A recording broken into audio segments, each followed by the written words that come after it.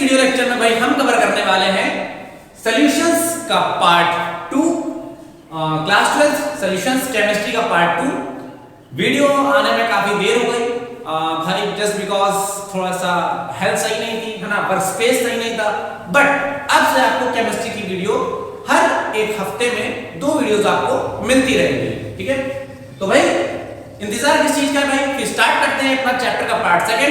Notes की copy निकाल लीजिए और पेन पेपर और भाई वीडियो लेक्चर लीड लगा के, वैसे लीड की जरूरत नहीं पड़ेगी क्योंकि भाई माइक आ चुका है, ठीक है। तो भाई आराम से कंसंट्रेशन बनाकर वीडियो लेक्चर को देखना स्टार्ट कर लीजिए, ठीक है। तो भाई आज हम टॉपिक पढ़ने वाले हैं solubility of gases in liquids, Henry's law, ठीक है। पिछले टर्म में भाई बेसिकली हमने बात करी थी कि सॉल्यूशंस क्या होते हैं, है ना, उनका बेसिक कॉन्सेप्ट जानना था। फिर हमने ये जाना था कि भाई सॉल्यूशन 2 चीजों से मिलकर बनते हैं, सॉल्यूट और सॉल्वेंट। फिर हमने वहां पे टाइप्स ऑफ सॉल्यूशंस देखे थे, है ना, सॉलिड का सॉलिड में, लिक्विड का लिक्विड में, है ना, गैसेस का गैसेस में। हमने ये भी जाना था कि हम किनको सॉल्यूशंस कह सकते हैं और किनको नहीं कह सकते, heterogeneous solution, homogeneous solution, interstitial mixtures, है ना, और इस तरीके की चीजों को हमने वही जाना था, ठीक है। फिर हमने वहां पे सॉल्युबिलिटी की बात करी थी, ठीक है, saturated, super saturated, unsaturated solutions. I hope आपने वाला वीडियो देख लिया होगा, ठीक। तो भाई यहां पर हम बात करेंगे solubility of gases in liquids. अब अगर हमें गैस को किसी लिक्विड के अंदर डिसॉल्व करना है तो उसके लिए हमें क्या करना पड़ेगा? तो उसके लिए भैया क्या होता है, हेनरी ने क्या बताया, एक लॉ बताया, ठीक है। तो पहले स्टडी को लॉ को अच्छे से स्टडी करते हैं, फिर मैं आपको उसके कॉन्सिक्वेंसेस और एप्लीकेशन बताता हूं, ठीक है। तो भाई मार्कर ले लेता हूं मैं यहां पे। तो भाई लॉ कुछ इस तरीके से है, the weight of a gas that is dissolved in unit mass of liquid, या फिर आप यहां पे कह सकते हो सॉल्वेंट। भाई जब तक गैस लिक्विड के अंदर नहीं डिसॉल्व होगी तब तक तो हम लिक्विड को सॉल्वेंट ही कहेंगे ना। जब गैस डिसॉल्व हो जाएगी फिर उसके बाद हमारा सॉल्यूशन बनना स्टार्ट होगा, ठीक है। तो भैया अभी यहां पर सॉल्यूट कौन है, गैस, और सॉल्वेंट कौन है, लिक्विड, ठीक है। अब हम गैस को लिक्विड में डिसॉल्व करने वाले हैं, तो mass of liquid is directly proportional to the pressure applied at the surface at a constant temperature, ठीक है। अब देखो यहां पे भैया क्या चीजें लिखी हुई है, बहुत सिंपल सा लॉ है। हालांकि अगर आप एनसीईआरटी की बुक या कोई रेफरेंस टेक्स्ट बुक उठाते हो तो उसमें आपको ये जो लॉ है वो 2 तरीके से 3 तरीके से भी लिखा मिल सकता है, बट सबसे बेस्ट डेफिनेशन मेरे को यही वाली लगती है ना, क्योंकि इसको समझना भी बहुत आसान है और इससे जब हम आगे क्वालिटेटिव प्रॉपर्टीज के बारे में चर्चा करेंगे तो भी आपको बहुत बढ़िया समझ में आएगा, ठीक है। तो देखो लिखा क्या हुआ है, डायग्राम से मैं आपको समझाता हूं। लेट्स सपोज दैट, मान लो कि भाई यहां पर आपके पास क्या है, एक बीकर है, एक प्यारा सा बीकर है, ठीक है, और यहां पर आपके पास क्या रखा हुआ है, एक लिक्विड रखा हुआ है, ठीक है, ये लिक्विड रखा हुआ है, ठीक है। अब यहां पर आपके पास क्या है, पिस्टन है। पिस्टन का क्या मतलब होता है, यहां पर आप क्या लगाओगे, प्रेशर लगाओगे, यहां पर आप प्रेशर लगाओगे, ठीक है, और ये यहां पे हमारे पास क्या है, लिक्विड है। तो जरा मैं यहां पे बना देता हूं, इससे तो आपको बढ़िया तरीके दिखेगा ना, कलर मार्कर में कुछ तो फायदा होना चाहिए, ठीक है। यहां पर भैया आपके पास क्या है, ये आपके पास लिक्विड है, ठीक, और यहां पर आपके पास क्या है, गैस के मॉलिक्यूल्स हैं, ठीक है। ये आपके पास क्या है, गैस के मॉलिक्यूल्स हैं ना, तो मैं यहां पे लिख देता हूं, यहां पर हो गए गैस मॉलिक्यूल्स, ठीक। अब देखो लिखा क्या हुआ है, लिखा हुआ है कि the weight of a gas, भाई गैस है तो गैस का कुछ ना कुछ वेट तो होगा ही होगा, ठीक है, that is dissolved in unit mass of liquid. अब ये लिक्विड है तो लेट्स सपोज दैट आप मान लो, है ना, फॉर डेफिनेशन पर्पस, डेफिनेशन समझ लीजिए कि ये जो लिक्विड है यहां पर, ये क्या है, ये 1 kg का है, ठीक है। क्या है, 1 kg का। 1 kg का मतलब आप समझ लो कि यूनिट मास की बात हो रही तो 1 kg मैंने मान लिया, ठीक है। तो ये सॉल्वेंट है और ये जो गैस है सॉल्यूट है। अब हमें इस गैस को इसमें डिसॉल्व करना है, तो is directly proportional to the pressure. ठीक है, क्या लिखा हुआ है, वो डायरेक्टली प्रोपोर्शनल होगी किसके, pressure applied at the surface at a constant temperature. ठीक है, तो सही बात है बिल्कुल भाई, जितना ज्यादा प्रेशर आप यहां से दबाव लगाओगे, सही बात है ना, बहुत ध्यान समझते जाना। आप ये आपके पास यहाँ पर क्या है, सिलिंड्रिकल वेसल है और आप यहाँ पे आपके पास क्या है, पिस्टन है। ठीक है, पिस्टन नहीं होती पिचकारी वाली, तो आप जैसे उसको दबाओगे, जितना ज्यादा प्रेशर आप लगाओगे तो होगा क्या, ये जो गैस के मॉलिक्यूल्स हैं वो उतना ज्यादा इस लिक्विड की सरफेस की जो मॉलिक्यूल्स हैं उनसे इंटरेक्शंस करेंगे। सही बात है, और जब वो इंटरेक्शंस करेंगे तो वो क्या होंगे, इसके अंदर डिसॉल्व हो जाएंगे। ठीक है, और ये सब कहानी कब होगी, ये कांस्टेंट टेंपरेचर पर होगी। ठीक है, मतलब ऐसा नहीं है कि आप टेंपरेचर लगातार बढ़ाते चले जा रहे हो या घटाते चले जा रहे हो और तब आप ये काम कर रहे हो, नहीं, फिर तब ये जो लॉ है ये वैलिड नहीं होगा, ये इनवैलिड लॉ हो जाएगा। ठीक है, ऐसा क्यों है मैं ये भी बता देता हूं आपको, भाई सारी चीजें मिलेंगी आपको। ठीक है, एग्जाम में बढ़िया करके आना।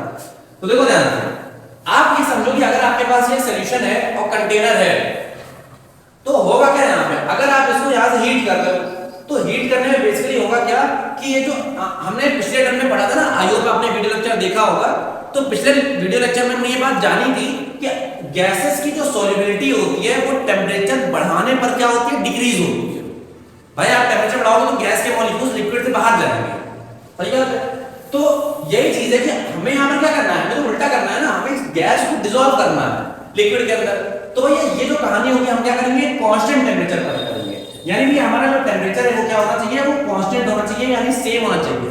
ठीक है, चेंज नहीं होना चाहिए। ठीक, ये चीज, तो ये आई होप आपको ये बात समझ आ रही होगी। ठीक है, अब अगर आप रिलेशन को बहुत ध्यान से देखो तो देखो यहाँ पर लिखा गया है, बहुत सिंपल सी बात लिखी हुई है, मैं जरा इस तरह से लिखता हूं, लिखा हुआ है weight of gas that is dissolved in unit mass of the gas is directly proportional to pressure. ठीक है, यानी यहाँ पर भाई सिर्फ साफ बात हो रही है, जो वेट है गैस का, किसका, गैस का, वो डायरेक्टली प्रोपोर्शनल है इसके प्रेशर। ठीक है, प्रेशर अप्लाइड, मैं आज लिखता हूं पूरा, प्रेशर अप्लाइड, जिसको मैं क्या बोल रहा हूं, पी बोल रहा हूं। ठीक है, तो गैस का जो वेट है वो डायरेक्टली प्रोपोर्शनल है प्रेशर अप्लाइड के। अब जैसे ही यहां पे प्रोपोर्शनैलिटी हटाएंगे और यहां पर आपको यहां पे एक चीज और लिखनी है, ठीक है, एट कांस्टेंट टेंपरेचर, है ना, ये भी आपको आगे लिख देना है। अब देखो यहां से जैसे ही आप इसको हटाओगे तो आपने भाई पढ़ रखा होगा, यहां पर आएगा प्रोपोर्शनैलिटी कांस्टेंट के, मान लो कांस्टेंट क्या है और यहां पे प्रेशर हो गया P। ठीक है, अब इस P को आप नीचे ले आओ तो यहां पर क्या हो जाएगा, W upon P is equal to क्या हो जाएगा, K। K का मतलब क्या होता है, कांस्टेंट। ठीक है, तो यहां पे ये जो चीज है, एक्चुअली में ये जो स्टेटमेंट है, ये स्टेटमेंट आपसे हेनरी जो था वो कहना चाह रहा था। ठीक है, कि जो weight upon pressure, wait of gas upon pressure applied का जो रेशियो होगा वो क्या होगा, कांस्टेंट होगा। ठीक है, एक कांस्टेंट टेंपरेचर पर क्या होगा, वो एक कांस्टेंट होगा। ठीक है, अब इसी का एक फॉर्मूला भी होता है। ठीक है, इसी चीज को हेनरी ने भैया और भी तरीके से कहा। ठीक है, हेनरी ने यहां पर ये भी बोला, मैं जरा यही लिख देता हूं। ठीक है, कि pressure applied is directly proportional to क्या, मोल फ्रैक्शन ऑफ गैस। ठीक है, x g का क्या मतलब होता है, मोल फ्रैक्शन ऑफ गैस। ठीक है, मोल फ्रैक्शन को हम लोग किस लिखते हैं, जीटा से लिखते हैं ना, कुछ किताबों में उसको जीटा बोलते हैं, कुछ किताबों में इसको काई बोलते हैं, कुछ टीचर काई बोलते हैं, कोई मतलब नहीं है इस चीज से। ठीक है, अब जैसे ही हमें प्रोपोर्शनलिटी हटाओगे तो यहां पर क्या आएगा, P is equal to KH into x into g आएगा। ठीक है, तो ये भी भैया यहां पर क्या है, इसी का क्या है, स्टेटमेंट है। मैं जरा कैमरे में देख लेता हूं, आपको ये स्लाइड दिख रही है। ठीक है, हाँ भाई बिल्कुल बेहतरीन तरीके से आपको यहाँ पे स्लाइड दिख रही है। ठीक है, अब आप समझो यहाँ पे जरा कि यहाँ पे ये KH का मतलब क्या है, यहाँ पे ये KH का मतलब क्या है, तो यहाँ पे KH का मतलब होता है हेनरीज कांस्टेंट, हेनरीज कांस्टेंट। ठीक है, xg का मतलब क्या होता है, आप समझो जरा यहाँ पे। ठीक है, तो xg का मतलब होता है मोल फ्रैक्शन ऑफ गैस। ठीक है, ये आपको यहां पे दे दिया जाएगा। ठीक है, और P का मतलब क्या होता है, P का मतलब होता है प्रेशर अप्लाइड। ठीक है, तो जरा मैं यहां पे लिख देता हूं, प्रेशर अप्लाइड। ठीक है, तो ये यहां पे आपको ये बात समझ में आ गई होगी। ठीक है, अब बोर्ड एग्जाम में क्या होता है या किसी भी आप कॉम्पिटिटिव एग्जाम में बैठो, इसका ग्राफ ऊंचा ही जाता है, ठीक है। तो जरा मैं यहाँ पे आपको ग्राफ बता देता हूँ कि कैसे होगा। ग्राफ में जरा यहाँ बता देता हूँ, ठीक है। आपको आप इसके बाद ही लिखना, बट मैं आपको ग्राफ यहाँ बताता हूँ, ठीक है। तो ग्राफ इसका बनता है कुछ इस तरीके से, ऐसे। यहाँ पर आप क्या लेते हो, यहाँ पर आप लेते हो इस लाइन में प्रेशर को, और यहाँ पर आप लेते हो मोल फ्रैक्शन ऑफ गैस को, ठीक। अब आप यहाँ पे देखो ध्यान से, आपको क्या करना है, यहाँ पे स्ट्रेट लाइन बना देंगे इस तरीके से, ठीक है। और इस लाइन में कुछ ना कुछ स्लोप होगा, यानी यहाँ पर कुछ एंगल बनेगा थीटा। तो इस ग्राफ का जो tan थीटा होगा, इस ग्राफ का जो tan थीटा होगा, वो आपको क्या देगा, kh देगा। क्या देगा, kh। kh का मतलब होता है हेनरीज कांस्टेंट देगा, ठीक है। समझ में आ गया आपको ये बात? तो ये वाला ग्राफ है, आपको ये वाला ग्राफ ध्यान रखना है, ठीक है। मैं नोट्स में अलग से भी डाल दूंगा, ठीक है। अब हम बात करते हैं लिमिटेशन ऑफ हेनरीज लॉ की, ठीक है। कि हेनरीज लॉ की लिमिटेशन कहाँ है, क्या है, और हम इसे कहाँ-कहाँ लगा सकते हैं। तो पहली लिमिटेशन इसकी भैया बहुत ध्यान से देखेंगे, मैं जरा इस पेन से लिखता हूं। हाँ, तो भाई बहुत ध्यान से देखेंगे, लिमिटेशन ऑफ हेनरीज लॉ यहाँ पर भाई क्या है। हेनरी लॉ की पहली लिमिटेशन होती है कि pressure of the gas should not be too high and low, ठीक है। तो भाई पहली लिमिटेशन है ये प्रेशर, जो गैस मतलब प्रेशर जो आप लगाओगे, जो अप्लाइड प्रेशर होता है एक्स्ट्रा गैस का, वो भाई ना तो बहुत ज्यादा होना चाहिए और ना बहुत ज्यादा कम होना चाहिए, ठीक है। अब क्यों है ऐसा भाई, बहुत ध्यान से समझो भाई। जो बेसिकली जो कंटेनर्स होते हैं जो हम लैब में इस्तेमाल करते हैं, वो भैया बोरोसिल के बने होते हैं। बोरोसिल मतलब क्या, ग्लास के बने होते हैं, आप समझो ग्लास के बने होते हैं, ठीक है। तो अगर आप प्रेशर को बहुत ज्यादा लगाओगे तो सीधी सी बात है, जो ग्लास है उसके टूटने का खतरा है, ठीक है। इसलिए प्रेशर बहुत ज्यादा नहीं लगाना है। दूसरी बात आप यहाँ ये समझो कि प्रेशर कम क्यों नहीं लगाना है भाई। गैस को लिक्विड के अंदर डिसॉल्व करना is not a cup of T, है ना, बहुत आसान टास्क नहीं है। इसीलिए अगर आप प्रेशर बहुत कम लगाओगे तो जो गैस के मॉलिक्यूल्स हैं वो लिक्विड की सरफेस से इंटरेक्शंस करेंगे ही नहीं, और जब वो इंटरेक्शंस नहीं करेंगे तो वो डिसॉल्व भी नहीं होंगे, ठीक। आई होप आपको ये बात समझ आ गई होगी, ठीक है। हर चीज का एक्सप्लेनेशन मिलेगा, बस देखते जाओ, ठीक है। अगला पॉइंट यहां पर क्या है, अगला पॉइंट है temperature of the solution should not be too high and low. तो भैया अगली भाई बात लिखी हुई है टेम्परेचर पर, कि भाई सॉल्यूशन का जो टेम्परेचर है भाई ना तो वो बहुत ज्यादा होना चाहिए और ना वो बहुत कम होना चाहिए। अब आपको एक्सप्रेशन समझो, अगर भाई टेम्परेचर ज्यादा होगा तो सीधी सी बात है, हमने पिछले वीडियो लेक्चर में पढ़ रखा था कि टेम्परेचर बढ़ाने पर क्या होता है, जो गैसेस की सॉल्युबिलिटी होती है सॉल्यूशन में वो क्या होती है, वो डिक्रीज होती है। भाई टेम्परेचर बढ़ेगा, मॉलिक्यूल्स की काइनेटिक एनर्जी बढ़ेगी, तो जो गैस के मॉलिक्यूल्स हैं वो सरफेस को छोड़ के निकलेंगे, तो सॉल्युबिलिटी तो कम हो जाएगी ना। तो सीधी सी बात है यहाँ पर कि अगर टेम्परेचर बढ़ाओगे तो भैया ये जो गैस के मॉलिक्यूल्स हैं यहाँ पे डिसॉल्व नहीं होंगे बल्कि अनडिसॉल्व हो जाएंगे, ठीक है। जो डिसॉल्व थे भी वो निकल के चले जाएंगे, ठीक है। अब यहाँ पे लो क्यों नहीं होना चाहिए भाई, अगर टेम्परेचर बहुत ज्यादा लो हो जाएगा तो होता क्या है, बेसिकली यहाँ पे जो गैसेस के मॉलिक्यूल्स हैं वो आपस में कंडेंस हो जाते हैं। क्या हो जाते हैं, कंडेंस हो जाते हैं। भाई अभी आप समझो कि गैसेस के मॉलिक्यूल्स दूर दूर हैं, अगर आपने उनको बहुत ज्यादा ठंडा कर दिया है ना, टेम्परेचर बहुत ज्यादा डाउन कर दिया, तो उनकी जो काइनेटिक एनर्जी है वो क्या हो जाएगी, वो बहुत कम हो जाएगी। और काइनेटिक एनर्जी अगर उनकी कम हो जाएगी तो फिर उनके पास इतनी एनर्जी भी नहीं रहेगी कि वो लिक्विड के जो सरफेस के मॉलिक्यूल्स हैं उनके साथ इंटरेक्शंस दिखा सकें, ठीक। तो फिर वो डिसॉल्व नहीं होंगी। तो आई होप आपको यहाँ पे बात समझ आ गई होगी टेम्परेचर का फैक्टर क्या होता है। अब हम अगला पॉइंट यहाँ लिख रहे हैं, बहुत ध्यान से समझेंगे। Molecules of gases should not undergo association or dissociation, ठीक है भाई। अगला पॉइंट है भैया गैसेस के जो मॉलिक्यूल्स हैं ना तो भैया वो एसोसिएट होने चाहिए और ना वो डिसोसिएट होने चाहिए। अब एसोसिएट और डिसोसिएट होने का क्या मतलब है भाई, मान के चलो कि आपने क्या किया था आपने दो मॉलिक्यूल्स थे आपके पास गैस के दो मॉलिक्यूल्स थे। जैसे ही आपने वो सॉल्यूशन के अंदर डिसॉल्व किया, लिक्विड के अंदर डिसॉल्व किया, तो लिक्विड के अंदर जाने के बाद ये दो मॉलिक्यूल्स एक दूसरे से चिपक गए और चिपक के ये एक हो गए, तो इसे हम कहते हैं एसोसिएशन। यहाँ पर क्या हो रहा है, मॉलिक्यूल चिपक रहे हैं एक दूसरे से, एसोसिएट हो रहे हैं। तो यहाँ पर जो नंबर ऑफ मॉलिक्यूल्स थे डिसॉल्व होने से पहले और बाद में, वो क्या है, अलग अलग है। तो अब मैं आपको ये चीज आगे बताऊंगा, क्योंकि इसी चैप्टर में हम आगे जानेंगे क्वालिटेटिव फैक्टर्स के बारे में। तो वहां पर मैं आपको समझाऊंगा कि क्वालिटेटिव फैक्टर्स क्या होते हैं, प्रॉपर्टीज क्या होती हैं और उनके बढ़ने या घटने से प्रॉब्लम क्या होती है। ठीक है, तो आप ये समझो कि इसे हम कहते हैं एसोसिएशन। डिसोसिएशन का क्या मतलब है, आप समझो कि आपके पास गैस के दो मॉलिक्यूल्स थे डिसॉल्व होने से पहले, लेकिन जब आपने उनको डिसॉल्व किया तो डिसॉल्व होने के बाद यानी लिक्विड में अंदर जाने के बाद ये 2 से 4 हो गए, ये इस तरीके से 4 हो गए, 2 से 4 हो गए। ठीक है, तो यहां पर क्या हो रहा है, यहां पे हो रहा है डिसोसिएशन। डिसोसिएशन का बेसिक से मतलब है टूटना।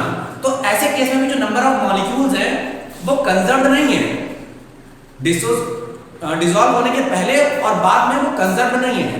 तो यहां पर जो हम लोग का कैलकुलेशन होती है डिसॉल्व की, वो है ना प्रॉब्लम में आ जाता है। तो इस चीज के बारे में आगे और डिटेल से चर्चा करूंगा। ठीक है, चौथा पॉइंट ये बहुत सिंपल सा है,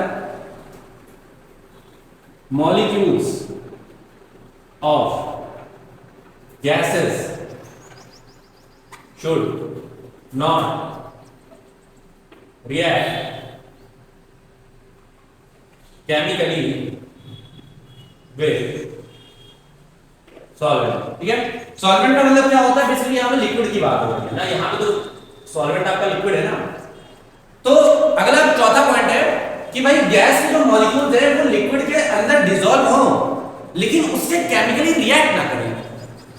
भाई सीधी सी बात है कि अगर आपने कोई गैस लिक्विड के मॉलिक्यूल के अंदर डाल दी, डिसॉल्व करी, और लिक्विड के मॉलिक्यूल्स और गैस के मॉलिक्यूल्स आपस में केमिकल रिएक्शन कर बैठे, तो ऐसी कंडीशन में क्या होगा, ऐसी कंडीशन में आपका प्रोडक्ट बनने लगेगा, रिएक्टेंट से प्रोडक्ट बन जाएगा। और प्रोडक्ट की जो क्वालिटीज होती हैं या प्रॉपर्टीज होती हैं, केमिकल प्रॉपर्टीज, वो क्या होती है, रिएक्टेंट से डिफरेंट होती है ना। बहुत बेसिक सी केमिकल रिएक्शन की बात है, टॉपिक है। तो सीधी सी बात है, ऐसी कंडीशन में क्या होगा, जो मॉलिक्यूल्स है गैसेस के वो अपनी आइडेंटिटी लूज कर देंगे। इसी वजह से जो हम लोग का हेनरीज लॉ है वो वैलिड नहीं होगा। ठीक है, हो सकता है कि गैस के मॉलिक्यूल्स रिएक्ट करें लिक्विड से और कोई पीपीटी बना ले। ठीक है, हो सकता है वो रिएक्ट करे और हीट निकाल दे, ये हो सकता है वो हीट एब्जॉर्ब कर ले, है ना, कुछ भी हो सकता है। ठीक, तो इस वजह से ये चीजें नहीं हो पाती। तो यहाँ पे कोई हेनरीज लॉ की 4 ही हमारे पास क्या थी, लिमिटेशंस थी। आप उनको बढ़िया तरीके से तैयार करो और मैं आपको बताता हूँ अब हेनरीज लॉ का एप्लीकेशन। ठीक है, तो भाई पढ़ लिया हम लोगों ने हेनरीज लॉ और समझ लिया कि भाई लिमिटेशन क्या होती है। अब इसका कोई एप्लीकेशन भी है क्या रियल लाइफ में? हाँ, कोई एप्लीकेशन है ना, तो आप देखो ध्यान से। तो पहले एप्लीकेशन क्या है, मैं जरा यहाँ लिखता हूँ ना, ग्रीन पेन से लिखता हूँ। फर्स्ट है bottles of cold drinks are packed tight to dissolve more।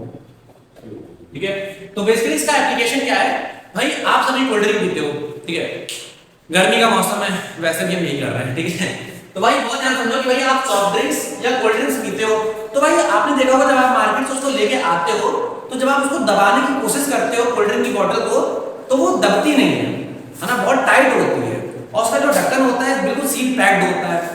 अब इससे होता क्या है बेसिकली, अब बेसिकली इससे होता क्या है कि जैसे जैसे भाई यहाँ पे आप कार्बन डाइऑक्साइड को भाई देखो, अगर आप उसके पीछे पढ़ो तो उसमें लिखा होता है कार्बोनेटेड वाटर। तो सीधी सी बात है कि कार्बोनेटेड वाटर को अगर हमें डिसॉल्व करना है पानी के अंदर तभी तो आपकी कोल्ड ड्रिंक बनेगी, सीधी सी बात है। और अगर आप सील को मतलब क्या करोगे, प्रेशर के साथ टाइट नहीं करोगे तो प्रेशर नहीं बढ़ेगा, और जब तक प्रेशर को बढ़ाओगे नहीं तब तक जो गैस के मोल्स हैं यानी CO2 के जो मॉलिक्यूल्स हैं, मोल्स हैं, जो वेट है उसका वो ज्यादा डिसॉल्व नहीं होगा, और जब तक वो ज्यादा डिसॉल्व नहीं होगा तब तक फिर कोल्ड ड्रिंक रहेगी क्यों? सही बात है ना। तो ये चीज होगी कि भैया जो कोल्ड ड्रिंक्स की बॉटल्स होती हैं वो टाइट पैक की जाती है जिससे उनके अंदर ज्यादा से ज्यादा कार्बन डाइऑक्साइड को डिसॉल्व करके रखा जा सके। ठीक है, तभी होता है ना जब आप अचानक से उसको खोलते हो ढक्कन को तो से करके आवाज आती है। ठीक है, अचानक से मतलब क्या होता है, प्रेशर आपने हटा दिया और जैसे ही आपने प्रेशर को घटाया तो प्रेशर को जैसे ही आप घटाओगे तो उससे क्या होगा, जो मोल फ्रैक्शन होंगे वो भी घट जाएंगे। मोल फ्रैक्शन के घटने का क्या मतलब है कि जो कार्बन डाइऑक्साइड जो डिसॉल्व था वो निकल के चला गया। ठीक, आई होप आपको यहाँ पे ये पॉइंट पूरे अच्छे तरीके से समझ में आ गया होगा। ठीक है, बोर्ड एग्जाम में इसके आंसर्स भी लिखने को आते हैं तो बढ़िया तरीके से इसको प्रिपेयर करना बहुत इंपॉर्टेंट टॉपिक है। अच्छा, सेकंड नंबर पे पाई पार्ट होता है gaseous exchange in lungs are also mechanism of this law। ठीक है, तो बेसिकली होता क्या है कि हमारे क्लास 10 में आपने पढ़ रखा होगा रेस्पिरेशन टॉपिक में लाइफ प्रोसेस का होता है। तो क्या हमारा लंग्स होता है, तो हमारे लंग्स में क्या होती है, एल्वियोलाई होती है। ठीक है, अब होता क्या है कि भाई वहां पर एल्वियोलाई को जगह होती है, वो बलून लाइक स्ट्रक्चर होता है जहां पर क्या होता है गैसियस एक्सचेंज होता है। ऑक्सीजन हम लोग लेते हैं, लेते हैं और कार्बन डाइऑक्साइड एक्सहेल करते हैं। ठीक है, तो बेसिकली हमारे जो वेन्स और आर्टरीज होती है, भाई आर्टरीज में क्या होता है, ऑक्सीजन डिसॉल्व होता है और वेन्स में क्या होता है, जो कार्बन डाइऑक्साइड होती है वो ज्यादा अमाउंट में होती है। तो बेसिकली होता क्या है कि जो गैसियस एक्सचेंज हमारी बॉडी में होता है वो भी इसी से होता है। ठीक है, किससे, इस लॉ से होता है। भाई आपने पढ़ रखा होगा ना, हार्ट होता है, हार्ट में 4 चैम्बर होते हैं। तो चैम्बर में क्या होता है, प्रेशर बहुत तेजी से क्या करता है, जो देखो वेंट्रिकल और ऑरिकल होते हैं, तो वेंट्रिकल क्या करता है, बहुत तेजी से प्रेशर लगाता है। जब प्रेशर लगाता है तो उस टाइम जो ब्लड होता है वो बहुत तेजी से क्या करता है, लंग्स में जाता है। और जब लंग्स में जाता है तो लंग्स में क्या होता है, हम लोग ऑक्सीजन अंदर लेते हैं ब्रीथिंग के थ्रू और इनहेलिंग करते हैं, और इनहेलिंग से क्या होता है, वो मिक्सअप हो जाता है ना, प्रेशर हाई रहता है तो जो ऑक्सीजन के मोल्स होते हैं, जो वेट होता है गैस का, वो उसमें मिक्स हो जाता है आराम से। और जब वो मिक्स हो जाता है तो उससे क्या होता है भाई, जो हमारा ब्लड होता है वो ऑक्सीजनेटेड ब्लड बन जाता है और वही हमारी पूरी बॉडी में फ्लो करता है। अब जैसे जैसे वो फ्लो करता रहता है तो उससे होता क्या है, जितनी दूर तक ब्लड फ्लो करता रहता है तो क्या होता है, प्रेशर रिड्यूस होता जाता है। भाई दिल से आप जितना दूर जाओगे तो प्रेशर उतना रिड्यूस होता जाएगा ना, और प्रेशर जितना रिड्यूस होता जाता है तो उसके हिसाब से जो गैस के मॉलिक्यूल्स हैं, जो ऑक्सीजन बेसिकली आपने डिसॉल्व करी थी वो भी रिड्यूस होती जाती है, उसकी सॉल्युबिलिटी कम होती जाती है। और जैसे ही सॉल्युबिलिटी कम होती जाती है तो बस अपने आप क्या होता है, वो डीऑक्सीजनेटेड ब्लड बन जाता है। ठीक, आई होप आपको यहाँ पे ये बात समझ में आ गई होगी। अगला और लास्ट पॉइंट हम लोग का है sea divers. Sea diverse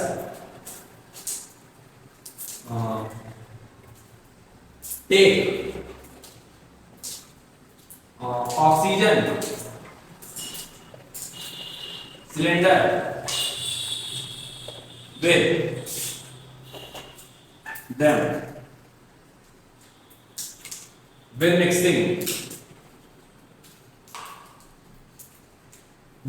mixing of helium gas to reduce pressure upon coming to the surface. ठीक है, तो बेसिकली आप यहां पे ये सबसे लास्ट पॉइंट क्या है कि जो सी डाइवर्स होते हैं, है ना, जो हमारे स्कूबा डाइवर्स होते हैं, वो अपने साथ क्या ले जाते हैं, ऑक्सीजन सिलेंडर लेके जाते हैं ना। अब ऑक्सीजन सिलेंडर में हम लोग को लगता है कि सिर्फ ऑक्सीजन होती होगी, लेकिन ये बात सही नहीं है। ऑक्सीजन सिलेंडर के अंदर हमारे पास क्या होती है, एक इनर्ट गैस भी होती है। यानी हमारे पास ऑक्सीजन सिलेंडर में ऑक्सीजन होती है और कोई एक इनर्ट गैस होगी। अब इनर्ट गैस अगर हीलियम है तो बहुत ही अच्छी बात है, नहीं तो आप आर्गन और नियॉन का भी इस्तेमाल कर सकते हो। अब इससे होता क्या है, जैसे भाई क्या होता है, जो प्योर ऑक्सीजन होती है, तो प्योर ऑक्सीजन क्या करती है, अगर हमें ब्लड के अंदर डिसॉल्व हुई, भाई देखो होता क्या है, आपने आई होप क्लास 11 में थोड़ा बहुत पढ़ रखा होगा कि भाई जैसे जैसे आप सी लेवल से नीचे जाते जाओगे, लिक्विड के नीचे जाते जाओगे, तो जो प्रेशर होता है वो रो जी एच के फॉर्मूले से बढ़ता है, ठीक है। और जैसे जैसे प्रेशर बढ़ता जाता है तो वैसे वैसे जो गैसेस की सॉल्युबिलिटी है हमारे ब्लड के अंदर, वो भी डिसॉल्व होती जाती है ना। और अगर आप प्योर ऑक्सीजन का सिलेंडर लेके अंदर जाओगे तो उससे होगा क्या, आपकी बॉडी में प्योर ऑक्सीजन डिसॉल्व हो जाएगी।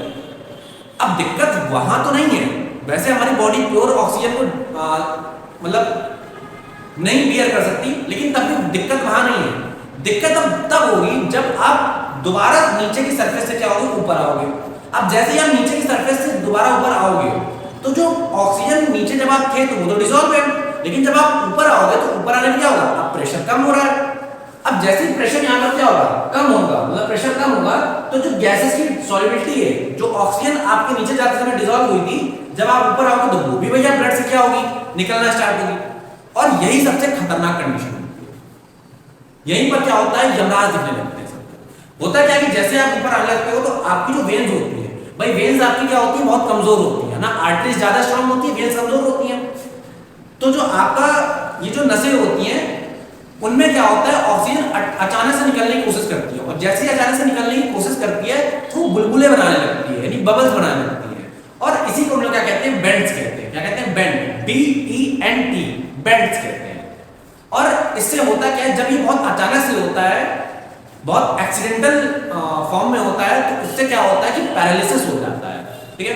तो आप ये चीज समझो कि बेसिकली क्या होता है कि हम लोग कभी भी प्योर ऑक्सीजन का सिलेंडर लेके डाइविंग करने, स्कूबा डाइविंग करने नहीं जाते।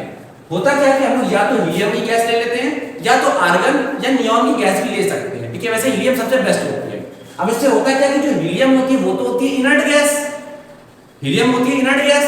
अब इनर्ट गैस हमारे ब्लड के अंदर डिसॉल्व नहीं होती है, लेकिन अब अगर हीलियम ज्यादा है तो जो ऑक्सीजन है वो तो हमारे ब्लड में कम डिसॉल्व होगी ना, यही चीज है। तो ऑक्सीजन हमारे बॉडी में सिर्फ उतनी डिसॉल्व होती है जितनी हमको रिक्वायरमेंट होती है, और जैसे जैसे हम ऊपर आते जाते हैं तो सबसे पहले क्या होता है, ऑक्सीजन और हीलियम दोनों का मिक्सचर हमारी बॉडी से क्या होता है, मतलब ब्लड से क्या होता है, निकलता है। और ऐसी कंडीशन में क्या होता है कि जो बेंड्स होते हैं, बेंड्स का फॉर्मेशन नहीं हो पाता या काफी हद तक रिड्यूस हो जाता है, जिससे क्या होता है कि स्कूबा डाइवर्स सर्वाइव कर जाते हैं, ठीक है।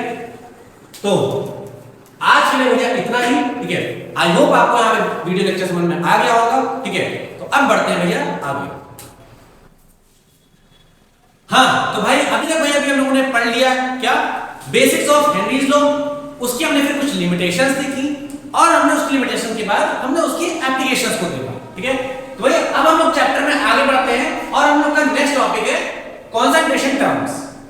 ये टॉपिक आपने क्लास 11 में पहले भी पढ़ रखा होगा, है ना। इस चैप्टर में ये थोड़ा सा दोबारा रिपीट होता है, बट जिन लोगों ने क्लास 11 में नहीं पढ़ रखा तो वो यहाँ पे इसको पढ़ सकते हैं आराम से, बहुत बेहतरीन तरीके से यहाँ पे समझाया जाएगा।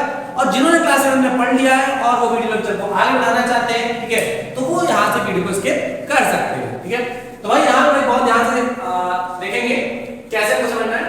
देखो कंसंट्रेशन टर्म्स का बेसिकली मतलब क्या होता है, जब हम दो चीजों को मिलाते हैं तो होता क्या है कि भाई हम कंसंट्रेशन टर्म्स का बेसिकली मतलब बताना चाहते हैं कि हमने सॉल्यूशन में कितना अमाउंट ऑफ सॉल्यूट डिसॉल्व किया है, ठीक है।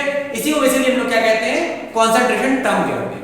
जैसे जब आप घर में शरबत बनाते हो तो आप क्या करते हो, आप चीनी और पानी मिलाते हो, तो उसमें जो चीनी होती है आपकी वो क्या होती है, वो सॉल्यूट होती है, और जो वाटर होता है वो क्या होता है, सॉल्वेंट होता है। तो अगर आपके शरबत की जो कंसंट्रेशन है वो ज्यादा है, दैट मींस आप क्या कह रहे हो कि आपके शरबत में जो चीनी का अमाउंट है वो ज्यादा है, यानी सॉल्यूट का अमाउंट ज्यादा है। और अगर कंसंट्रेशन कम है तो फिर क्या होगा, सॉल्यूट की जो मात्रा होगी, जो चीनी की मात्रा होगी वो कम होगी, है ना। उसी के बेसिस पे आपने पढ़ रखा होगा dilute HCl and concentrated HCl। Concentrated HCl का मतलब होता है कि वाटर में ज्यादा HCl मिला हुआ है, और डाइल्यूट HCl का मतलब होता है कि वाटर में कम HCl मिला हुआ है। तो इसी तरीके से यहाँ पे हम चीजों को समझेंगे। तो पहली कंसंट्रेशन टर्म है हमारे पास वेट बाय वेट परसेंटेज, ठीक है, या फिर इसी को कुछ किताबों में मास बाय मास परसेंटेज भी बोला जाता है, ठीक है। ध्यान रखना केमिस्ट्री में मास और वेट को हम लोग एक ही कंसीडर करके चलते हैं, ठीक है, क्योंकि यहाँ पे चीजें क्या होती हैं, बहुत छोटी छोटी होती हैं। अब अगर किसी का मास बहुत छोटा है तो उसका वेट भी बहुत छोटा ही होगा, ठीक है। इसीलिए हम लोग क्या करते हैं, वेट और मास को एक ही मान के चलते हैं, ठीक है। तो देखो यहाँ पे बेसिकली हमको यहाँ पे ध्यान के रखना है, सॉल्यूशन किससे मिलकर बना होता है, ये बना होता है दो चीजों से। पहला होता है हमारे पास सॉल्यूट, दूसरा होता है हमारे पास सॉल्वेंट, ठीक है। तो पहले टर्म में हम लिखेंगे यहाँ पे सॉल्यूट के बारे में और नीचे लिखेंगे हम सॉल्यूशन के बारे में, ठीक है। तो यहाँ पे फॉर्मूला क्या है, वेट बाय वेट परसेंटेज का। देखो वेट बाय वेट, तो सीधी सी बात है, इसको पढ़ने में साफ साफ पता चल रहा है कि भैया सॉलिड प्लस सॉलिड के सॉल्यूशन के लिए इस्तेमाल किया जाता है, ठीक है। जहां पर भी कहीं पर एक पाउडर दूसरे पाउडर में मिलाया जाता है, यानी एक सॉलिड दूसरे सॉलिड में मिलाया जाता है, तो वहां पर हम लोग वेट बाय वेट परसेंटेज की बात करते हैं कि जनरली ऐसा है, ठीक है। तो इसका फॉर्मूला क्या हो जाएगा, weight of solute upon weight of solution into 100, ठीक है।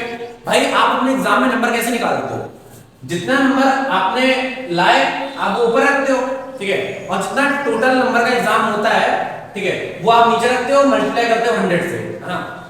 क्लास 10 का परसेंटेज ऐसे तो निकाला होगा। तो भाई यहां पे क्या हो गया, weight of solute upon weight of solvent. यहां पे लिखा सॉल्यूशन है, ये सॉल्वेंट नहीं सॉल्यूशन है, क्योंकि जब सॉल्यूट और सॉल्वेंट मिल जाएगा, डिसॉल्व हो जाएगा, तो वो सॉल्यूशन बन जाएगा ना। तो सॉल्यूट का वेट और सॉल्यूशन का वेट मल्टीप्लाई बाय 100, ये फॉर्मूला हो गया इसका, ठीक है। अच्छा क्या इसकी कोई यूनिट होगी, क्वेश्चन है क्या इसकी कोई यूनिट होगी, तो ये इसकी नो यूनिट है ना, इसकी कोई यूनिट नहीं होगी। छोटे छोटे क्वेश्चंस हैं, टीचर वाइवा में भी पुट करने की कोशिश करता है, इसलिए आपको बता दिया, ठीक है। अब इसमें न्यूमेरिकल आपको अगले टर्म पर कराया जाएगा, ठीक है। अगला है वेट बाय वॉल्यूम। तो देखो साफ साफ पता चल रहा है वेट किसका होता है, वेट होता है सॉलिड का, वैसे लिक्विड का भी होता है बट मैं जनरल केस की बात कर रहा हूं, ठीक है। तो यहां पे वेट हो गया सॉलिड का और वॉल्यूम किसका होता है, ये होता है लिक्विड का। तो साफ साफ यहां पे पता चल रहा है कि यहां पे सॉलिड प्लस लिक्विड का एक सॉल्यूशन हम लोग प्रिपेयर कर रहे हैं। अब सॉलिड प्लस लिक्विड का सॉल्यूशन क्या हो सकता है, sugar plus water, salt plus water, ठीक है। सोडियम हाइड्रोक्साइड का सॉल्यूशन इन वाटर, है ना, एक्वस सोडियम हाइड्रोक्साइड का सॉल्यूशन जिसे हम कह सकते हैं।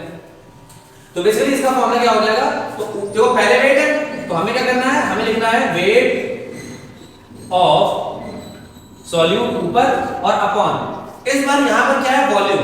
अब जब दोनों ये मिलेंगे तो यहां पर हमको देखो दूसरे टर्म को हमें किसे पढ़ना है, वॉल्यूम से पढ़ना है। तो हम यहां नीचे क्या लिखेंगे, वॉल्यूम ऑफ सॉल्यूशन इनटू 100। तो ऊपर हो गया वेट और नीचे हो गया सॉल्यूशन का वॉल्यूम, ठीक है। आई होप आपको यहां पे कहानी समझ में आ रही होगी, ठीक है। अच्छा क्वेश्चन है भैया क्या इसकी कोई यूनिट होगी, तो भैया इसकी भी कोई यूनिट नहीं होगी, है ना, इसकी भी नो यूनिट, ठीक है। क्यों नो यूनिट, किस वजह से, भाई देखो सॉल्यूट का वेट और वॉल्यूम, अब अगर आपने कोई सॉल्यूशन का वॉल्यूम ले रखा है तो उस वॉल्यूम का भी कोई ना कोई वेट तो होगा ही होगा ना। तो भाई यहां से वेट से वेट कट जाएगा, तो भाई आंसर क्या आएगा, नो यूनिट, है ना। वैसे भी आप समझते हो कि परसेंटेज की कोई यूनिट थोड़ी होती है। आगे भैया वॉल्यूम बाय वॉल्यूम, तो जरा यहां पे बहुत ध्यान रखेंगे। देखो वॉल्यूम किसका होता है, वॉल्यूम होता है लिक्विड का, और वॉल्यूम यहां पर किसका होता है, लिक्विड का, ठीक है। तो लिक्विड में लिक्विड का सॉल्यूशन, समझ रहे हो, वही वाली बात हो रही है, ठीक है। लिक्विड है लिक्विड का सॉल्यूशन, तो यहां पर इसका एग्जांपल क्या हो सकता है, अल्कोहल प्लस वाटर हो गया, है ना, ये सबसे बेस्ट एग्जांपल होता है, ठीक है। यहां पे ये चीज हो गई, ठीक है। फिर हम क्या कर सकते हैं, जब हम एसिड में बेस मिलाते हैं ना, एक्वस एसिड में एक्वस बेस मिलाते हैं, तो वहां पर भी लिक्विड प्लस लिक्विड का सॉल्यूशन हो जाता है, ठीक है। तो ये यहां पर क्या होता है, हमारे पास कुछ लिक्विड प्लस लिक्विड के सॉल्यूशन होते हैं। तो जरा यहां पे हम लोग लिखेंगे कैसे, यहां पर हम देखो लिखेंगे, पहले टर्म में पढ़ना है वॉल्यूम से, दूसरे टर्म में पढ़ना है वॉल्यूम से। तो यहां पर पहले लिखेंगे हम लोग वेट, सॉरी खुद ही बता के खुद ही गलती कर रहा हूं। तो यहां पर लिखेंगे volume of solute divide by volume of solution into 100। समझ आ गया, आई होप आपको यहां पे कहानी समझ में आ गई होगी। अगर आप सॉल्यूट का वॉल्यूम और सॉल्यूशन का वॉल्यूम इनटू 100 आप कर दोगे तो देन आपके पास क्या आ जाएगा, वॉल्यूम इनटू वॉल्यूम परसेंटेज आ जाएगा, ठीक है। इसमें बहुत बेसिक बेसिक क्वेश्चन बनते हैं, शायद बोर्ड में आ जाए, नहीं तो आपके स्कूल एग्जाम में आ सकते हैं, इसलिए भाई यहां पे इनको कवर कराया जा रहा है। नहीं तो आगे का जो कॉन्सेप्ट है उसमें भी इन सब कॉन्सेप्ट का इस्तेमाल होता है, तो इसलिए यहां पे बताया जा रहा है, ठीक है। तो आप बहुत ध्यान समझो। अगले टर्म्स कुछ ज्यादा इंपॉर्टेंट है, मोलैरिटी, मोलैरिटी और मोल फ्रैक्शन ये भी आपने क्लास 11 में पढ़ रखे होंगे। यहाँ पे जल्दी हम लोग को रिकैप करते हैं, ठीक है। तो देखो ध्यान से यहाँ पे क्या लिखा हुआ है, मोलैरिटी। तो इसको जरा मैं यहाँ लिखता हूँ। मोलैरिटी जो बेसिकली क्या होती है, it is defined as number of moles of किसके, सॉल्यूट, इसमें इन 1 लीटर ऑफ सॉल्यूशन, ठीक है। तो देखो यहां पे लिखा क्या हुआ है, मोलैरिटी का देखो बेसिकली मतलब क्या होता है, it is defined as a number of moles of solute, ठीक है। आप तो सॉल्यूट लोगे, उसको आपने किसी लिक्विड में डाला, लेट्स सपोज दैट आपने किसी लिक्विड में डाला, ठीक है। तो भाई लिक्विड का होगा वॉल्यूम और सॉल्यूट का क्या होगा, मोल, है ना। अब मोल बहुत सारे लोगों को निकालना नहीं आता है, तो जरा मैं यहाँ पे मोल के बारे में थोड़ा सा बता देता हूँ, है ना। मैं जरा यहाँ पर यहाँ लिख देता हूँ ना।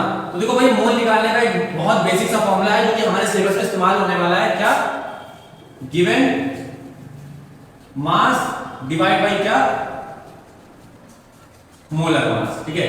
Given mass divide by molar mass, ये एक फॉर्मूला है मोल निकालने का जो आपको बिल्कुल अच्छे तरीके से ध्यान रखना है, ठीक है। दो फॉर्मूले और भी होते हैं बट वो आपके सिलेबस में जनरली नहीं आएंगे, ठीक है। ये वाला बहुत इंपॉर्टेंट है, given mass by molar mass, ठीक है। मोलर मास क्या होता है भाई, इतना तो पता होगा, क्लास 11 में हो, किसी मॉलिक्यूल का जो मॉलिक्यूलर मास होता है भाई उसके मोलर मास के बराबर होता है, ठीक है ना। इसमें जब मैं न्यूमेरिकल कराऊंगा तो आपको करके भी बताऊंगा। तो देखो यहाँ पे अब इसकी यूनिट क्या होती है, ठीक है। अच्छा मोलैरिटी को कैसे लिखते हैं, कैपिटल एम से लिखते हैं, ठीक है। तो कैपिटल एम बराबर फॉर्मूला क्या होता है, नंबर ऑफ मोल्स ऑफ किसके, solute divide by volume of solution in litre, है ना। यहां पर आपको सॉल्यूशन जो है लीटर में ही रखना है, ठीक है। तो ये होता है आपका फॉर्मूला। आई होप आपको यहाँ पे कहानी समझ में आ गई होगी, ठीक है। न्यूमेरिकल बात हम इसके अगले टर्म में करेंगे। अब जरा हम इसकी बात कर लेते हैं यूनिट की, ठीक है। तो देखो मोल्स की यूनिट क्या होती है, मोल होती है MOL, ठीक। और यहाँ पे वॉल्यूम लीटर में है, तो यहाँ पे यूनिट क्या होता है कि मोल पर लीटर, ठीक है, या मोल लीटर इनवर्स, ये भी आप कह सकते हो, ठीक है। मोलैरिटी समझते हैं, ये भी बहुत सिंपल सा टर्म है। तो यहां समझते हैं मोलैरिटी क्या हो जाएगी, तो it is defined in bracket, ठीक है। बहुत ध्यान से लिखेंगे। तो it is defined as the number of moles of solute that is dissolved in 1 kg of the solvent, ठीक है। तो भाई बहुत ध्यान समझा, यहां पर ही भाई क्या होता है, थोड़ा सा झोलम झाम हो जाता है, मतलब बच्चे कंफ्यूज हो जाते हैं कि हर जगह तो सॉल्यूशन होता है बट यहां पर क्या होता है, सॉल्वेंट हो जाता है, ठीक है। लेट्स सपोज दैट आपने क्या लिया, कुछ चीनी ली, ठीक है। चीनी आपकी हो गई सॉल्यूट मान के चलो, ठीक है।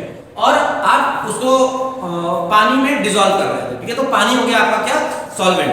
तो कितनी चीनी कितने पानी में डिसॉल्व हुई है, 1 kg पानी में, है ना। देखो लिखा हुआ है ना, dissolve in 1 kg of the solvent. तो 1 kg सॉल्वेंट में यानी आपकी 1 kg पानी में कितनी चीनी आप, कितने मोल चीनी आपने डिसॉल्व करी है, उसी को हम लोग क्या कहते हैं, मोलैरिटी कहते हैं ना। तोतला भाई ये मोलैरिटी का, मोलैरिटी, ठीक है। तो देखो भैया इसको किसे लिखते हैं, इसको बेसिकली हम लिखते हैं किसे, स्मॉल m से, ठीक है। इसका फॉर्मूला क्या हो जाता है, स्मॉल m इक्वल टू यहां क्या हो जाएगा, number of moles of solute divide by, यहां पर क्या हो जाएगा, मास ऑफ सॉल्वेंट। यहां पे देखो सॉल्वेंट है, सॉल्यूशन नहीं है, हर जगह सॉल्यूशन होता है बट यहां पर क्या सॉल्वेंट है, बहुत ध्यान समझना। Mass of solvent in KG, है ना। और इसमें रखना है केजी में रखना है ना, मास निकालो तो केजी में ही होगा ना। तो ये क्या हो गया आपके पास दूसरा फॉर्मूला हो गया जो सबसे इंपॉर्टेंट है, ठीक है। अब इसकी भैया यूनिट क्या होती है, ठीक है। तो इसकी यूनिट होती है क्या, देखो इसकी यूनिट क्या हो जाएगी, मोल, ठीक है। और इसकी यूनिट क्या हो जाएगी, केजी। तो ये हो जाएगा मोल पर केजी, ठीक है। या फिर आप इसको मोल केजी इनवर्स भी कह सकते हो, ठीक है। आई होप आपको यहाँ पे बात समझ में आ गई होगी, ठीक है। कॉन्सेंट्रेशन टर्म्स है, आपको डायरेक्टली इनका फॉर्मूला ध्यान रखना है। एग्जाम में बेसिकली क्या होता है, एग्जाम में डेफिनेशन वगैरह आपसे नहीं पूछी जाती है, आपको फॉर्मूला ध्यान रखना है। न्यूमेरिकल बनेंगे, इसमें न्यूमेरिकल को आपको अटेंड करना आना चाहिए, ठीक है, वो मैं आपको सिखाऊंगा। भाई क्यों खड़े भाई, साइंस की कक्षा चैनल क्यों खोला है, ठीक है। तो देखो ध्यान से, मोल फ्रैक्शन लास्ट क्वेश्चन रेसेंट अब हमारा। तो देखो यहां पर क्या लिखा हुआ है, हम लिखेंगे 8 is defined as number of moles of a particular component to the total number of moles present in solution, ठीक है। तो भाई बहुत ध्यान से समझना, आपने सॉल्यूशन बनाया, सॉल्यूशन में आपने सॉल्यूट और सॉल्वेंट दोनों को मिक्स करके डाल दिया, ठीक है। तो कुछ मोल्स भाई सॉल्यूट के होंगे और कुछ मोल्स किसके होंगे, सॉल्वेंट के होंगे, ठीक है। तो सॉल्यूट के मोल, अगर हमें सॉल्यूट का मोल फ्रैक्शन निकालना तो कैसे करेंगे, सॉल्यूट के मोल को ऊपर रखेंगे और नीचे सॉल्यूट प्लस सॉल्वेंट, ये जब सॉल्यूशन बना तो सॉल्यूट और सॉल्वेंट दोनों के मोल्स थे ना उसमें, तो ऊपर सॉल्यूट के मोल्स और नीचे टोटल मोल्स जो सॉल्यूशन के अंदर है, ये हो गया हमारे पास सॉल्यूट का मोल फ्रैक्शन, ठीक। देखो नाम से क्लियर है ना, मोल फ्रैक्शन, फ्रैक्शन का मतलब क्या होता है, फ्रैक्शन का मतलब होता है हिस्सा, पार्ट, ठीक है। तो किस हिस्से का कितने मोल में कितना पार्ट है, इसी को हम लोग क्या कहते हैं, मोल फ्रैक्शन कहते हैं, ठीक है। और सॉल्वेंट का अगर हमें मोल फ्रैक्शन निकालना है तो हम सॉल्वेंट के मोल्स को ऊपर रखेंगे और नीचे हम लोग टोटल सॉल्यूशन में जो मोल्स थे उनको रखेंगे, ठीक है। तो जैसे भैया यहाँ पर क्या है, लेट्स सपोज दैट मुझे क्या करना है, यहाँ पे सॉल्यूट का मोल फ्रैक्शन निकालना है, ठीक है। जरा मैं इसी मार्कर से लिखता हूँ, ग्रीन पेन का तो इस्तेमाल ही नहीं करते हम लोग कोई बात नहीं, करेंगे आगे। वही देखो यहाँ पे बेसिकली क्या होगा, लेट्स सपोज दैट यहाँ पे हमारे पास सॉल्यूट है SO सॉल्यूट, तो इसका मोल फ्रैक्शन कैसे निकालेंगे, देखो मोल फ्रैक्शन के लिए हम लोग x, इसको हम बोलते हैं जीटा, जीटा या कुछ किताबों में काई या चाई कुछ लोग पढ़ते रहते हैं, ठीक है। आपकी जो मर्जी है बोलो, बट न्यूमेरिकल सही होना चाहिए, ठीक है।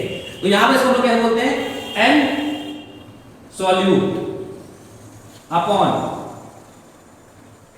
n solute plus n solute, ठीक है। तो पहला फॉर्मूला आपके पास भैया चमकता ये आ रहा है, ठीक है। भैया अगर आपको सॉल्यूट का मोल फ्रैक्शन निकालना है तो सॉल्यूट के मोल्स को रखो ऊपर, मोल्स को हम लोग n से लिखते हैं ना, मोल्स को मैंने यहाँ पे बताया नहीं, n से लिखते हैं, ठीक है। तो सॉल्यूट के मोल्स को ऊपर रखो, नीचे सॉल्यूट के मोल प्लस सॉल्वेंट के मोल, है ना, ये नीचे आपके टोटल सॉल्यूशन के मोल हो गए, है ना। सॉल्यूशन सॉल्यूट और सॉल्वेंट से तो मिलके बनता है, ठीक है। अच्छा, अब अगर मान लो इसी तरीके हमको क्या निकालना है, सॉल्वेंट के मोल्स निकालना है, मतलब सॉरी मोल फ्रैक्शन निकालना है ना, जीटा का मतलब मोल फ्रैक्शन। तो क्या करेंगे, तो नीचे भैया यहाँ पे क्या करेंगे, सॉल्वेंट के मोल्स रखेंगे ऊपर और नीचे क्या हो जाएगा, नीचे भैया सॉल्यूट के मोल्स प्लस सॉल्वेंट के मोल्स, ठीक है। तो ये भैया आपके पास आ रहा है चमकता दूसरा फॉर्मूला, ठीक है। आई होप आपको कहानी भैया यहाँ तक बिल्कुल समझ में आ गई होगी, ठीक है। अच्छा, क्या इसकी कोई यूनिट होगी, मतलब भैया यूनिट की चर्चा हो रही, बता दो। देखो भैया ऊपर भी मोल और नीचे मोल प्लस मोल, तो नीचे भी आंसर मोल में नहीं आएगा, तो मोल से मोल कट जाएगा, तो ऐसी कोई यूनिट नहीं होती, ठीक है। तो क्या भैया यहाँ पे नो यूनिट, ठीक है, नो यूनिट, या यहाँ पे आप लिख सकते हो यूनिट लेस, ठीक है। अच्छा, दूसरी बात क्या होती है, अगर आप सॉल्यूट और सॉल्वेंट के मोल फ्रैक्शन को ऐड कर दो तो आपका आंसर क्या आएगा, 1, ठीक है। कैसे बनाएगा, जरा यहाँ पे आप देखो ध्यान से भाई, मान लो कि मैं इसको और इसको ऐड कर रहा हूं, तो नीचे डिनोमिनेटर देखो सेम है, ऊपर n solute plus n solvent जुड़ जाएगा, तो जब ये जुड़ जाएगा तो ऊपर वाली वैल्यू से नीचे की वैल्यू कट जाएगी, तो यहाँ पे आंसर क्या आएगा 1। तो ये चीज जरा ध्यान रखना, बहुत इंपॉर्टेंट फॉर्मूला है, बहुत इंपॉर्टेंट रिलेशन है, ठीक है, कि n मतलब mole fraction of solute plus mole fraction of जो सॉल्वेंट होता है उसका जो सम होता है वो क्या होता है, 1 होता है, ठीक है। क्या ये हमेशा होता है भैया, ऑलवेज भाई हमेशा होता है, ठीक है। तो आई होप यहाँ पे आपको सारी की सारी कहानी भैया समझ में आ गई होगी, ठीक है। तो भाई मिलते हैं आपसे अगले वीडियो लेक्चर में, ठीक है। अगला वीडियो लेक्चर और जो टाइम टेबल है अब से आपका भाई बिल्कुल फिक्स रहेगा, वो टाइम टेबल जल्दी मैं आपके साथ शेयर कर दूंगा, और अब से आपके एक वीक में फिजिक्स के 3 लेक्चर और केमिस्ट्री के 2 लेक्चर आपको डिलीवर टाइम टू टाइम होते रहेंगे। तो भाई तब तक के लिए